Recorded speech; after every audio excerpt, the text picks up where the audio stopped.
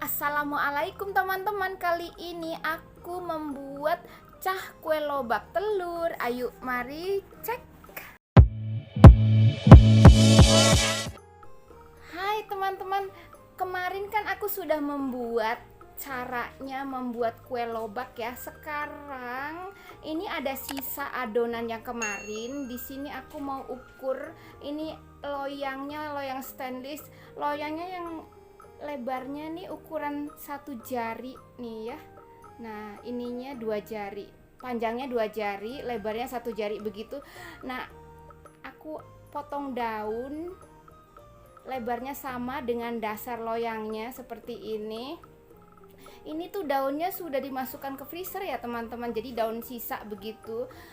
Daun sisa yang nggak habis selalu aku taruh di freezer begitu, aku tempelkan di dalamnya. Ini gunanya untuk mengalas bawahnya ini supaya nanti jika aku taruh bahan kue lobaknya di sini jadi tidak lengket ya teman-teman. Maksudnya mengeluarkannya dengan mudah, tidak harus dikorek-korek dasarnya begitu. Nah sekarang sudah selesai, aku sisihkan dulu. Sekarang aku akan tuangi minyak ya teman-teman, supaya tidak lengket begitu di dalamnya. Ini nih aku kasih minyak lah, kira-kira 1 sendok lah ya. Lalu aku ratakan dengan menggunakan ini kuas, terserahlah pakai tangan atau pakai kuas, terserah kalian ya. Jika pakai tangan lebih nyaman pakai tangan, jika dilihat tidak enak ya, kalau aku dilihat kalian memakai tangan kan nanti geli begitu ya, jadi menggunakan kuas begitulah. Kalau di rumah ya dengan tangan saja biar tidak usah mencuci ya teman-teman, begitulah. Oles ke seluruh bagian, dalam, bagian luar, samping-samping juga. Nah ini satu lagi aku akan tuangkan lagi. Ini juga terserah kalian deh, mau sesendok teh atau sesendok makan begitu ya. Jadi supaya ini tidak lengket dasarnya ya, diulang lagi seperti tadi, oles-oles kanan kiri. Nah selesai deh, aku sisihkan dulu. Aku akan ambil bahan adonan kue lobaknya. Nah ini dia bahan kue lobaknya. Kemarin kan masaknya banyak, jadi tidak dibungkus semuanya, jadi aku sisakan dengan model yang lainnya. Nah ini aku taruh di dalam loyang yang telah diolesi minyak barusan ya. Nah aku akan letakkan di bawah supaya aku tidak capek memegangnya. Aku taruh 1 sendok bergantian kanan kiri, lalu aku rata-ratakan supaya di ujung-ujungnya tuh dapat adonan juga. Kemudian sisi kirinya juga, sisi kanan sisi kiri begitulah ya, dirata-ratakan. Kemudian setelah sudah penuh ini aku oles-oles minyak soletannya supaya nanti jika untuk meratakan nih tidak lengket. Aku akan oleskan ya. Nah seperti ini dari ujung gitu. Nah seperti ini, ditekan-tekan sedikit supaya yang berongga itu ketutup begitu teman-teman. Biasanya kalau asal taruh begitu saja tidak dienyek-enyek begini, kalau cuma asal taruh ratakan saja, tapi nanti hasilnya berongga teman-teman, jadi satu sama lain kurang mengikat begitu. Jadi jika dilakukan seperti ini nanti satu sama lain akan menyatu. Jadi jika nanti kita potong masing-masing bahan, kan bahannya tuh macam-macam di dalamnya ya, ada ebi, ada jamur hyoko begitu. Nanti kalau naroknya begitu saja cuma diratakan, tidak dienyek-enyek begini, tidak dirapihkan, nanti hasilnya tidak bersatu, ada rongga dan celah-celah begitu. Jadi dipotong nanti hasilnya tidak padat, satu sama lain terpisah begitu. Jadi dengan cara ini cukup membantu supaya hasilnya nanti kuenya padat begitu. Aku tambah lagi karena ini kurang. Ini kan tidak mekar ya teman-teman, jadi pas-pasin saja di tempatnya ini. Yang penting nanti jika dia dikukus baru mekar, karena kan proses matang dia kan mekar, nanti agak kembung begitu. Nah aku tambah-tambah lagi, tidak mekar seperti yang biasanya kan memasak kue apa gitu mekar, tapi ini tidak mekar. Nah kita rapi-rapihkan seperti ini, jadi jangan takut kepenuhan nanti melebar, enggak nih. Kalau kue ini enggak melebar, cuma nanti agak kembung rata. seloyangnya ini, tapi tidak terlalu melebar begitu. Nanti dia akan kempes lagi seperti semula begitu. Nah, aku rata-ratakan dengan menggunakan minyak soletannya supaya hasilnya tuh tidak nempel di tepungnya, supaya tidak nempel di soletannya begitu. Jadi lebih mudah. Ini kebanyakan, akan aku solek lagi supaya seimbang. Jadi nanti hasilnya kan rata bagus gitu ya teman-teman. Jadi kalau misalnya ada tinggi, ada rendah, jadi nanti hasilnya kan tidak rata. Jadi harus rata. Misalnya ada yang lebih tinggi, kita comot lagi begitu teman-teman. Nah, seperti inilah. Nah, akhirnya seperti ini sudah rata. Kemudian kita akan siap-siap cari alat kukus untuk mengukus. Nah, di sini aku siapkan dandang dengan kawat-kawat seperti ini. Lalu aku masukkan ke dalam dandang bahan kue lobaknya. Karena ini kue bukan yang menggunakan pengembang, maka tidak mendidih. Aku taruh bahannya tidak apa-apa ya teman-teman. Yang penting mateng saja begitu, tidak perlu harus mendidih dulu kalau ini bukan kue yang ada menggunakan bahan-bahan pengembang begitu. Kemudian tata seperti ini dan pas-paskan supaya pas di atas api, lalu kukus selama 1,5 jam. Setelah 1,5 jam aku cek, wow, asapnya menutupi kamera, jeng-jeng. Nah, kan agak penuh sedikit ya teman-teman, tidak terlalu melebar kan. Nah, asapnya sekarang sudah hilang. Airnya masih mendidih, aku belum matikan karena aku akan cek, aku akan tusuk bagaimana sih di dalamnya, apakah ini sudah bening. Jadi kalau belum matang kan warnanya putih ya teman-teman. Ini sudah bening berarti sudah matang. Aku matikan apinya. Sekarang aku akan congkel atau aku akan angkat dengan menggunakan teng-tengan atau congkelan seperti ini ya teman-teman. Ini spesial nih, congkelan ini spesial untuk angkat-angkat kalau panas ya teman-teman.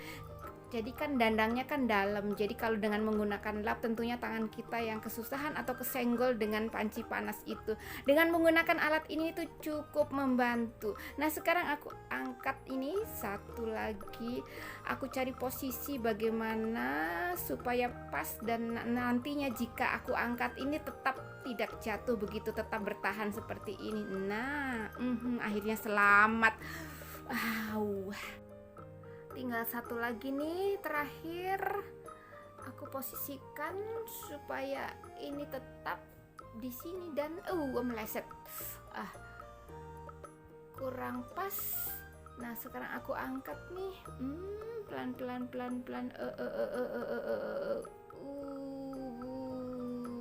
Berkah. Pokoknya nih menegangkan nih kalau gini nih. Ini kan panas ya teman-teman, aku takut nih kalau jatuh kan kuenya bakalan hancur ya, jadi nggak jadi konten deh. Nah, seperti ini nih, aku rapi-rapikan dulu supaya ada jarak nih biar cepet dingin.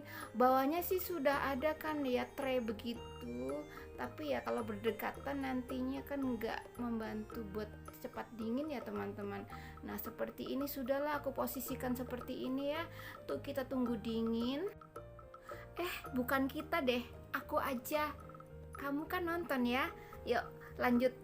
Ini akan aku biarkan dingin sampai tidak ada uapnya begitu. Nanti kan pinggir-pinggirnya tuh kayak kelihatan lepas begitu ya teman-teman ya. Sabar-sabar aja. Ini palingan ini 3 jam kira-kira ini dinginnya. Sampai nanti tuh atasnya kan agak kering-kering dan warnanya berubah, tidak putih lagi, agak hitam-hitam gitu karena kan kena angin-angin mungkin ya.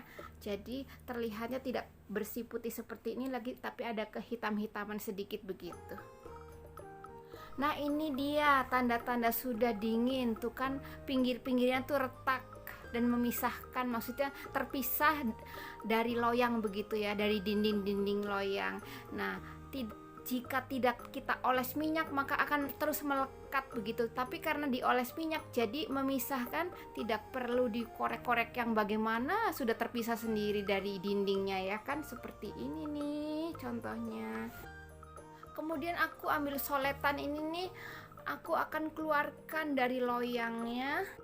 Sebelum dikeluarkan kita pastikan supaya tidak ada yang menempel di loyang. Seperti ini kita kesrek kanan kiri semuanya pokoknya.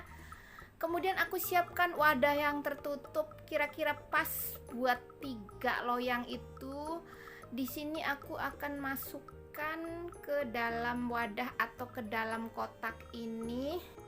Nah, aku tumplek saja seperti ini ya. Wah, ternyata masih ada yang lengket di sampingnya. Nah, akhirnya sukses juga tuh kan ya, tidak ada yang lengket di dasarnya karena ada daunnya begitu teman-teman ya tuh kan. Nah, seperti inilah kira-kira kalau menggunakan daun ya. Nah, semua sudah ditumplek. Sekarang dikelet daunnya nih. Supaya tidak terlalu lama. Jika lama-lama nanti warna daunnya akan menempel jadi lebih hijau begitu. Nah, ini tinggal yang terakhir satu lagi. Nah, ini tuh yang warnanya lebih tua itu tuh sisa kembang tahu yang kemarin sisa kulit kembang tahu aku taruh di dasarnya, begitu sayang soalnya teman-teman. Karena ini sudah malam, jadi aku akan masukkan ke dalam kulkas, besok pagi diolah. Nah, akhirnya sudah pagi, aku ambil talenan dan aku menggunakan sarung tangan. Kemudian aku mau potong-potong nih, ini yang paling kecil dulu deh. Yang paling kecil dulu karena cuma 2 orang, aku dan temanku, jadi takut tidak habis. Jadi aku menggunakan yang tipis ini aja ya. Kemudian aku akan potong-potong. Aku potong menjadi 4 bagian, memanjang dulu seperti ini. Setelah memanjang, aku putar arah. Kemudian aku potong lagi. Potong kotak seperti ini kira-kira sepanjang 2 cm dan lebar 1 cm. Lalu sisihkan untuk menunggu bahan-bahan yang lainnya. Nah, ini dia bahan-bahan yang lain seperti 2 butir telur, 25 gram daun bawang. Ini aku tadi pakai cabai rawit 5 buah dan sejumput jari merica bubuk, sejumput jari garam. Kemudian ini yang sudah dipotong-potong kue lobaknya. Dan ada bahan tambahan yang lainnya. Di sini ada minyak wijen, ada minyak sayur untuk menumis. Nah, sekarang mari kita mulai. Di sini aku sudah ada mangkok dan garpu untuk memecahkan telurnya. Lalu kita kocok.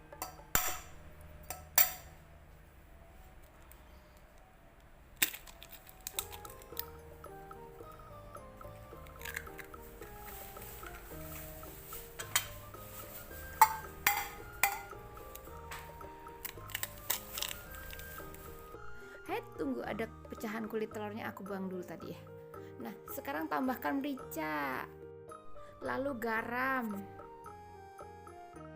Lanjut kita kocok sampai telur ini pecah tuh kuningnya, bercampur dengan yang putih seperti ini. Terus kocok, lepas, nggak pakai aturan mau bagaimana cara, pokoknya supaya semua nih putih telur dan kuning bersatu. Ini masih ada gerindilan, aku kocok lagi supaya semuanya larut dan cair, tidak ada kental-kental begitu. Nah, ini kiranya sudah selesai. Nah, panaskan kuali, tuang minyak kira-kira 2 sendok makan. Kemudian aku ratakan ke sekeliling kuali supaya nanti tidak lengket jika untuk mengecah kue lobaknya ya teman-teman. Minyak sudah panas, kemudian masukkan kue lobaknya. Setelah kue lobak masuk, tunggu sebentar supaya bawahnya tuh agak sedikit kering-kering begitu. Nah, aku balik nih, baliknya hati-hati begitu ya, pisah-pisahkan sedikit begitu, jangan satu sama lain jangan menempel. Nah, seperti ini. Nah, ini yang yang dempet tuh kita pisahkan. Kemudian kita tunggu bentar lagi sampai sisi yang lainnya kering lagi atau kecoklatan sedikit begitu. Nah sekarang nih sudah bolak-balik, sudah kecoklatan, sudah kering seperti ini. Kita kongsreng-kongsreng sebentar begini ya. Kemudian aku tambahkan cabai rawitnya masuk. Setelah cabai masuk, aduk-aduk bentar supaya cabainya layu. Kemudian masukkan kocokan telur di atasnya sambil diocar-acir apa ya tuh. Pokoknya diratakan sampai semua permukaan kue lobaknya kena begitu, seperti ini. Setelah telur masuk, kemudian kita balik nih kue lobaknya, kita balik semuanya, yang di atas jadi di bawah supaya telurnya matang. Kemudian masukkan daun bawang. Nah, daun bawang sudah masuk, kemudian aduk-aduk sebentar. Lalu tambahkan minyak wijen kira-kira 1 sendok makan. Lalu aduk-aduk sebentar. Dan siap-siap deh untuk disajikan. Dan di sini aku sudah siapkan piring yang berisi lettuce dengan daun wanshui atau daun ketumbar ya teman-teman. Aku taruh nih di atas piring. Dan akhirnya selesai sudah cah lobak telur dengan cabai rawit. Nih cabai rawitnya pedes banget teman-teman. Jadi nggak perlu pakai sambal lagi. Ayo mari aku icip-icip ini. Dan selamat mencoba teman-teman. Bismillah. Dan terima kasih sudah nonton.